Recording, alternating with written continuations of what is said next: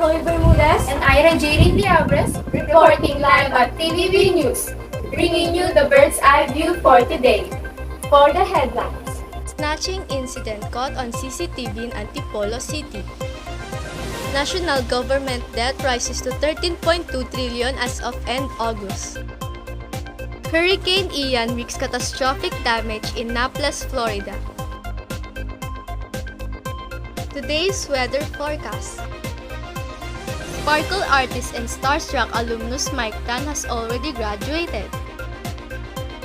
Famous Korean boy group GOT7's Bam Bam replied to a Filipino meme stating a Pinoy-related quote on Tuesday.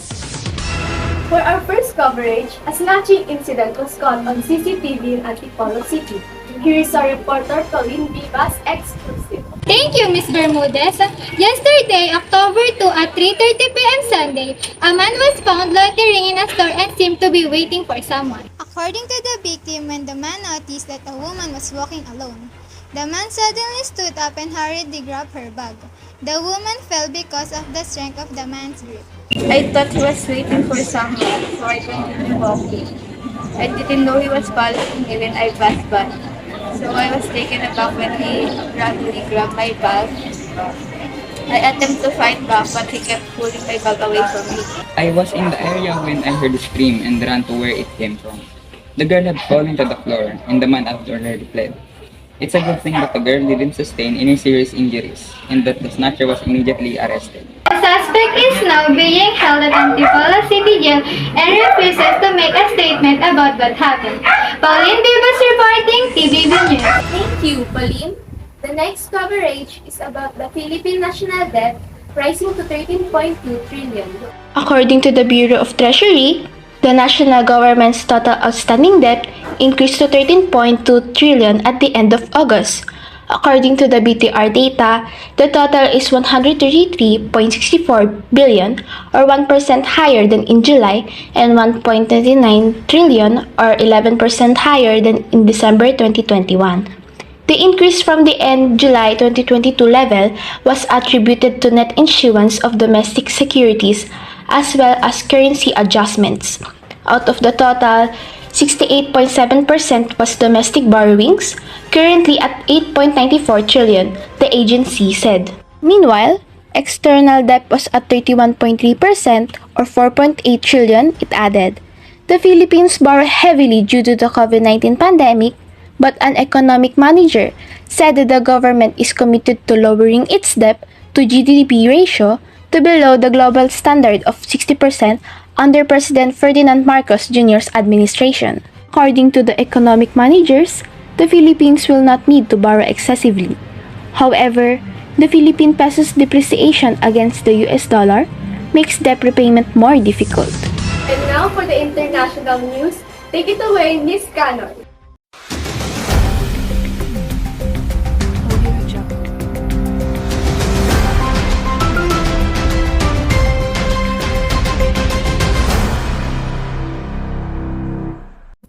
Thank you, Chloe. Dozens of residents fled their flooded and splintered homes by boat and by air on Saturday as rescuers continue to look for survivors in the aftermath of Hurricane Ian.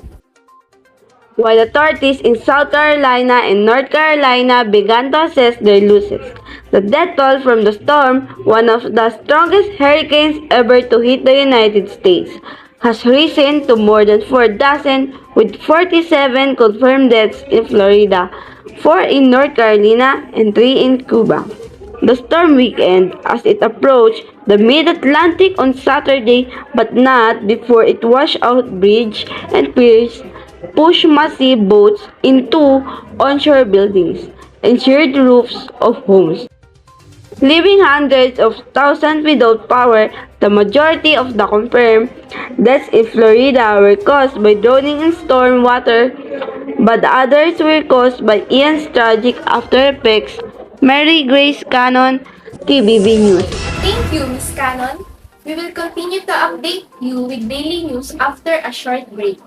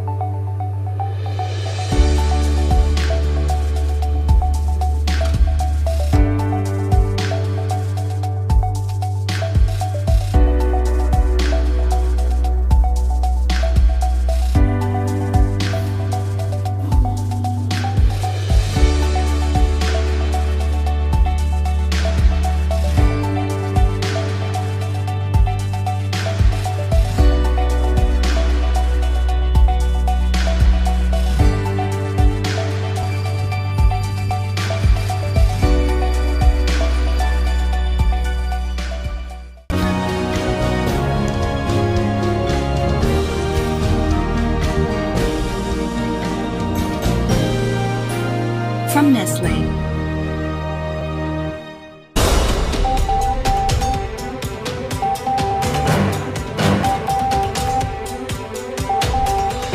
Good afternoon and welcome back to TV News.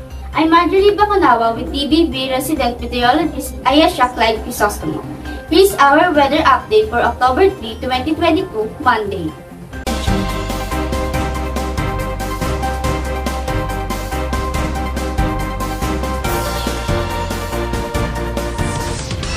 It is good news that there is no southwesterly low pressure area or typhoon yet.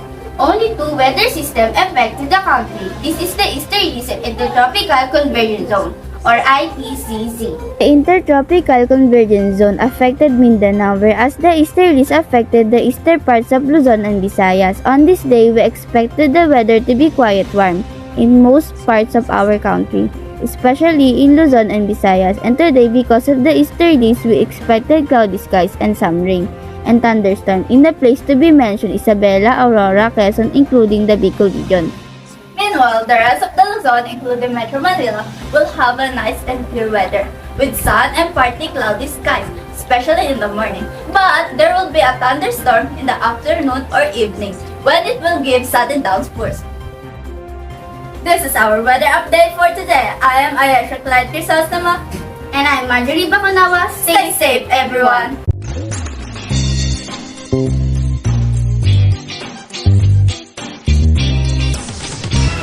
Did you know that the Sierra Madre is the Philippines' longest mountain range?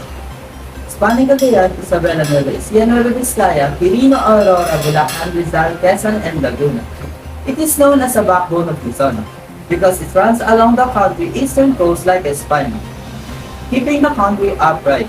The Philippines is located near the Pacific Ocean, which generates the most tropical storms and on occasion the most powerful storms, known as super typhoon. As a result, the country is hit by an average of 20 typhoons each year.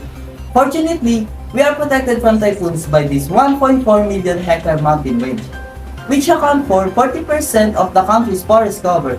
It serves as a natural barrier against the yearly onslaught of typhoons and storm surge that hits our country. When Super Typhoon Cardinoro struck carrying violent winds of close to 200 km per hour, this 500 km long mountain range proved to be the best hope for surviving the Philippines' numerous natural disasters. This is Danilo Albay Jr., delivering facts and trivia for great minds.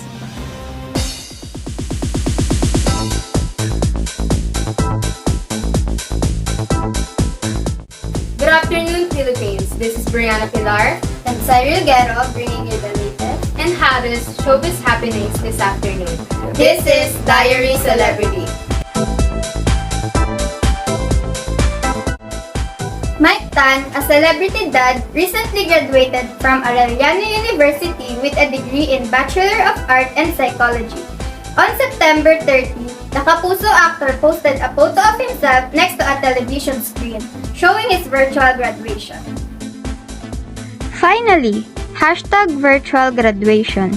He captioned his Instagram post.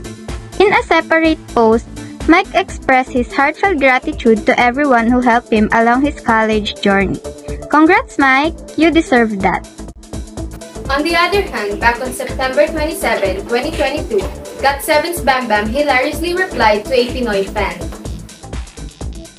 A fan tweeted, "Please come back to Cebu," requesting the idol. The 25-year-old Thai singer replied with a meme of himself captioning, "Just shot puno and you'll feel fine." He even went to make it a Twitter banner as well. In July, Bam Bam also used the expression "shot puno" in the caption of his Instagram post, which showed him drinking beer with fellow K-pop superstars in Dara Park at a Jerry's Grill branch.